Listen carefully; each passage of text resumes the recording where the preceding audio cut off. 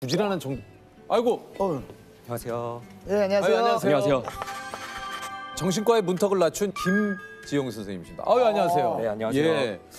아, 정신과 선생님. 예. 어떻게 살 것인가 오늘 주제가 또 그렇다 보니까 정신과 그 선생님께 좀 들을 얘기가 또 좀 꽤 그렇죠, 있을 것 그렇죠. 같아요. 그죠? 요즘 그 이제 코로나 블루를 넘어서 뭐 레드, 그리고 뭐 이제 뭐 블랙까지 뭐 사실은 이제 이 심리적으로 이제 불안감을 느끼는 분들이 굉장히 좀 많습니다. 네, 예. 실제로 좀 그렇죠. 2019년 상반기에 비해서 2020년 상반기에는 대부분의 진료과들이 환자 수가 확 줄었어요. 아무래도 집 밖에 못 나오시고 힘드시니까. 근데 유일하게 정신과만 많이 늘었습니다. 정신과만 늘었어요. 네네. 그러니까 힘드신 와중에도 어쩔 수 없이 병원을 찾아가야 되는 상황이 이제 생긴 거죠.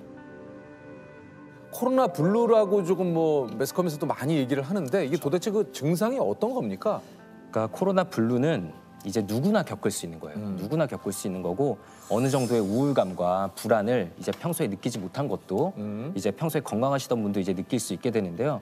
우리가 잘 밖에 안 나가게 되면은 운동량도 떨어지고 밖에 안 나가니까 햇볕도 안 쬐고 그렇죠. 보통 밖에 안 나가면 식사도 보통 더 대충 하게 되세요. 약간 그런 거 없지 않아 있어요. 예.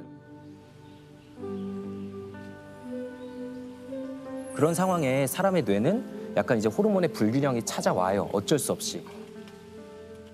환자분들이 오셔가지고 많이 하는 얘기가 좀 있습니까? 아무래도 이거 대체 언제 끝나냐? 과연 끝날 수는 뭐 있을까?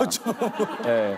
정신과신데 오죽 답답하면. 예. 질병 치료본부는 아니지만. 예. 예. 제일 힘들어질 때가 언제냐면은 이게 과연 미래가 있을까? 나의 회사가 혹은 나의 사업이 버틸 수 있을까? 이 생각에 심하게 불안해하시는 분들이 많아요. 우울증과 어떻게 좀 이렇게 좀 구분을 지어야 되는지. 날씨에 비유를 하곤 해요. 기분을 이제 예를 들어서 흐리고 비 오는 날로 생각하면 될 것 같아요. 우울감을요. 우울감을. 네네. 그래서 비 오는 날은 되게 흔하죠. 네. 누구나 우울감을 겪을 수는 있고요. 약간 좀 센치해지는 건 있죠. 근데 우울증은 그 깊이와 길이 모두 다 달라요. 비가 정말 많이 하루 종일 비가 오는 날이 한 2주 연속으로 거의 매일 지속되는 거를 경험하시면 정말 세상을 바라보는 시각이 좀 달라지죠. 네. 사실 의외로 주변에 그런 것들이 많습니다. 예, 주변 그 동료분들 가운데도 우리 주변 가족분들 가운데도 이런 불안함을 호소하는 분들이 굉장히 많은데 이게 사실 이런 것들이 최악의 말인 것 같은데 야, 왜 이렇게 너 나약해? 맞아요. 야, 너 왜 이렇게 약하니, 애가? 아, 최악이다, 최악. 그래서 방금 말씀하신 게 할 수 있는 최악의 말인 것 같습니다. 그죠? 이거 이 최악의 말이에요. 최악의 말들이 또 뭐가 있어요, 선생님? 근데 이게 우울증에 빠져들면 아까도 말씀드렸지만 그렇죠. 나 자신에 대해서도 되게 부정적으로 보기 때문에 스스로도 그런 의심을 가지세요. 사실은 내가 나약한 거 아닐까? 내가 게으른 거 아닐까? 이런 의심이 본인도 있는데 다른 분에게 그런 얘기를 더 들으면 아, 역시 내가 부족한 거야. 이거 안 될 거야 라는 생각에 더 사로잡히게 되거든요. 이제 보통 솔루션까지 줘야 된다라는 압박을 많이 느끼시는데요. 사실 전문가들도 솔루션을 잘 못 드리는데 어떻게 솔루션을 드릴 수 있겠어요? 그냥 너 뒤에는 내가 있다. 힘들 때는 언제든지 연락해도 된다라는 메시지를 전달하는 게 제일 중요하다고 생각하고요. 진료실에서 가끔 듣는 게 갑자기 너 생각나서 그냥 잘 지내는지 연락 왔다. 이런 메시지들이 아무도 없는 것 같았는데 내 생각해주는 사람들이 있었구나라는 느낌을 되게 강하게 준다라고 얘기들을 하시더라고요.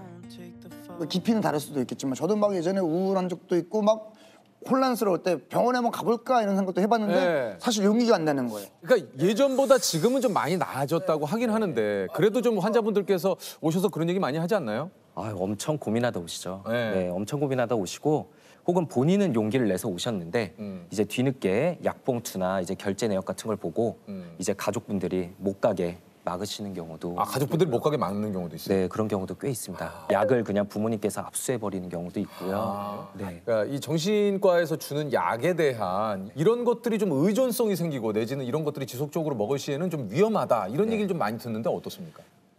정말 너무 많이 듣는데 네. 좀 억울하기도 해요. 사실 네. 우리가 뭐 너 내과약 먹니? 너 정형외과약 먹니? 이렇게 말하진 않거든요. 근데 정신과는 정신과 약 아, 맞아요. 그리고 그러네. 신기하네. 정신과 환자 이러면서 네. 다 묶어버리는 거죠. 저희가 또 많이 듣는 게 그러면 너네도 먹냐? 너네 가족한테 처방할 거냐?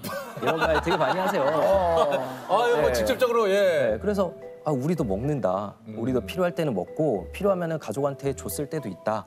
얘기를 하고요. 아, 사실 지금도 되게 유재석 님이 옆에 계시니까 너무 떨리고 아, 그래요? 긴장이 되는데 네. 아, 제가 어제 진료 보면서 아 내일은 꼭 약을 챙겨 가야겠다.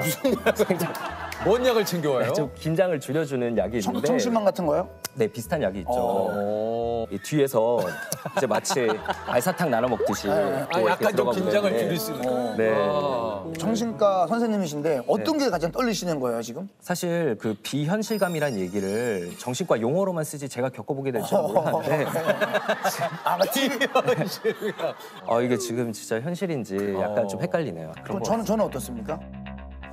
덜 떨리는 것 같아요. 확실히. 현실감. 현실. 네.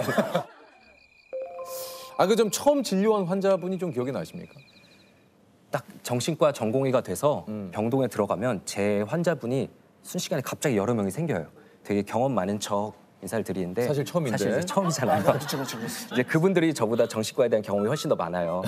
그러니까 그렇죠. 더 선배님. 이게 선배죠. 자칫 잘못하면 그분들한테 수가 읽히거든요. 그렇죠, 네. 그렇죠, 맞아요. 예, 이분 초짜인데. 네. 예. 잘 모르니까 두리번거리면서 다니고 뭐 이제 물어보고 막 이러잖아요. 그래서 저는 굉장히 초짜인데 어쨌든 그분들이 또 의지할 사람은 저밖에 없어요, 사실. 1년차 전공의는 주로 조현병과 조울증 같은 좀 중증 정신질환을 가진 분들을 담당하게 되는데요. 이게 좀 그 조현병이라는 게 구체적으로 좀 뭡니까? 이제 환청과 망상 같은 것에 주로 힘들어하시는 분들이죠. 그게 조현병이구나. 네. 처음 만났을 때 이제 본 분 중에 기억나는 분이 이제 하루 종일 이제 머릿속에 본인을 욕하는 소리가 들리는 거예요. 진짜.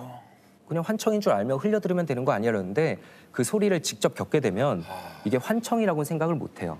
그럴 때 이제 사실 도움을 청할 거는 저밖에 없죠. 그렇죠. 그래서 하루에 정말 100번씩 저를 이제 막 부르세요. 100번이요. 예, 막 병동에 이제 간호사님들 계신 스테이션에 가서 이제 제 담당 전공이 불러달라. 그러면은 저는 다른 분하고도 상담하다가도 또 전화가 오고 이러면은 이제 그분의 마음을 알긴 아는데 그래도 저도 사람인데 그럼요. 이제 약간 지치기도 하고 그래서 제가 빨리 약을 잘 쓰고 좀 증상을 조절해 드려야 되는데 그게 사람 마음처럼 잘 되지도 않고 되게 답답하고 무력감을 느낄 때가 많았던 것 같아요. 그 조울은 뭐예요? 이제 흔히들 기분 변화가 좀 심한 사람을 너 조울증 있는 거 아니냐 이렇게 그렇게 얘기하는데 얘기를 좀 많이 하죠. 그게 또 대표적인 이제 오해죠. 그냥 기분 변동이 심한 정도가 아니라요. 이제 조증 상태일 때는 완전히 다른 사람이 됩니다.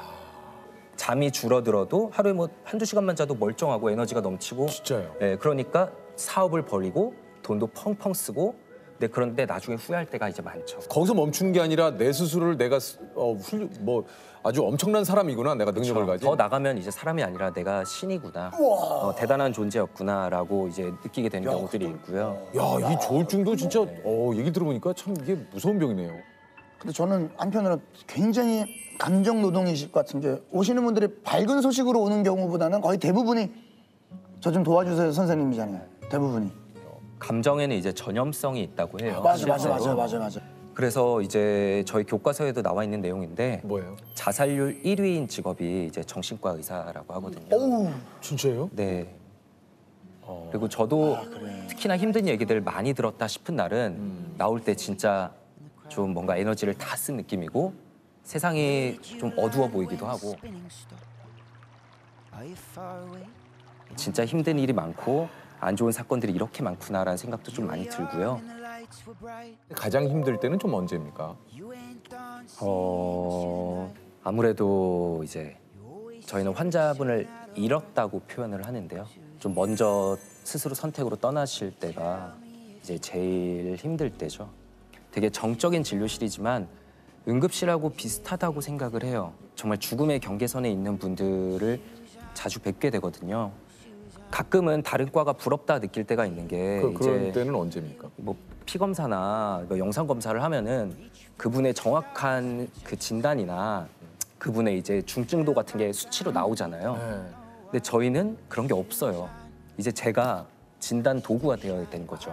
정신과 진료실은 굉장히 비밀스러운 곳이잖아요. 내가 제대로 진료를 하고 있는 건지 다른 분에게 검증받을 수도 없고 다른 분들의 진료를 제가 볼 수도 없어요. 그러니까 더더욱 무섭기도 하죠. 과연 이걸 그냥 돌려보내도 되는지, 다음 주에 저분이 과연 예약돼 오실지, 환자분을 잃게 되면 이런 생각이 필연적으로 따라와요. 내가 아니라 다른 분에게 갔다면은 금방 나을 수도 있지 않았을까? 살다 보니 인생은 이것이다. 아 이거 좀 사실 한마디로 정의하기는 좀 쉽지 않은데. 인생은 어쩌다, 대부분 어쩌다 결정되고 어쩌다 흘러가는 것 같습니다.